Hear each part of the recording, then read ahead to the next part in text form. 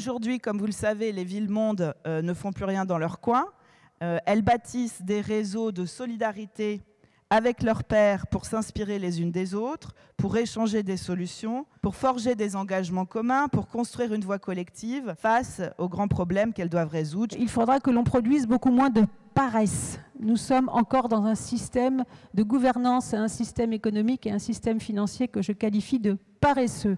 Je pense pour moi qu'il faut construire une ville de flux et de réseaux. Donc il faudra délibérément trouver du foncier pour installer, et peut-être que ça va choquer, mais on peut faire des incinérateurs. On peut aujourd'hui récupérer l'énergie des pas de tous les voyageurs de la gare du Nord. La mobilité d'ici 50 ans sera plus déterminée par la gouvernance de la ville que par ses avancées technologiques. I think probably want to think about new ways to finance this infrastructure. Perhaps it's going to be more like, real-time usage, as Singapore has been prototyping. The fact that basically you pay for that infrastructure and how much you use it. Donc nous, ce qu'on fait avec nos différents projets, puis je vais vous montrer des images tout à l'heure, c'est plus facile, mais j'essaie de vous raconter d'abord, c'est de créer des micro-mondes dans lesquels on fait tomber ces barrières. Donc on a un mot pour ça, on les appelle des espaces autorisants. Qu'est-ce qu'habiter? C'est d'abord inventer, concevoir un espace-temps. Dans ces grands principes, il y a la question du lien à la nature. On a parlé de la beauté tout à l'heure. La beauté à Paris, c'est assez simple, elle est historique.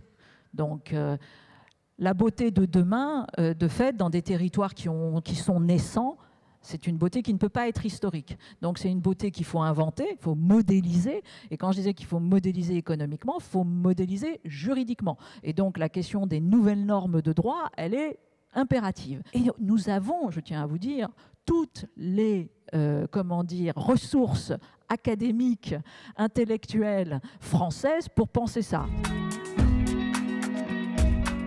Créer une valeur extrêmement forte et que le territoire apprend de ces prototypes qui à un moment donné sont des tentatives généralement embryonnaires, et en mixant ces deux activités et ces deux acteurs économiques, alors on peut penser collectivement avec les villes, avec les entreprises, une performance économique qui soit au service du long terme et des citoyens. Et la ville capacitante, c'est celle qui sera capable de dire « je veux que ça devienne ça ». Aujourd'hui, nous devons mettre en place ce que j'appelle moi plutôt un néofonctionnalisme, pas simplement un multifonctionnalisme, où l'habitant a une fonction. Mais la vraie question, c'est pas tellement de savoir si l'emploi va diminuer. Moi, je pense que si l'emploi diminue, c'est très bien parce que ça va le remplacer par quelque chose que nous appelons le travail.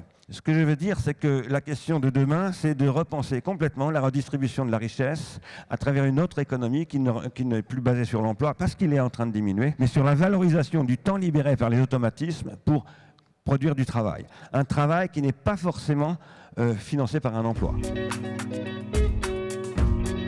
Le développement urbain, évidemment, et je vous l'ai dit, à la seule condition qu'on invente un outil du type SRU, accepté, validé par tous, qui démontre la mixité. Parce que sinon, on va sur le chemin exactement inverse de la spécialisation des quartiers, de la revalorisation du foncier. J'ai ouvert une centaine de lieux depuis 2 ans, des CAO, ça s'appelle des centres d'accueil et d'orientation dans toute la France, qui accueillent les migrants. Sur les 100 lieux, j'ai eu 95 maires qui ont hurlé pour dire on n'en veut pas. La lueur d'espoir que j'ai très forte, c'est que 6 mois après, dans chacun des lieux, je n'ai plus que 2 ou 3 lieux de résistance. Et j'ai exactement l'effet inverse, c'est-à-dire que la population vient faire du rattrapage scolaire, vient inviter les gosses au goûter d'anniversaire de leur enfant.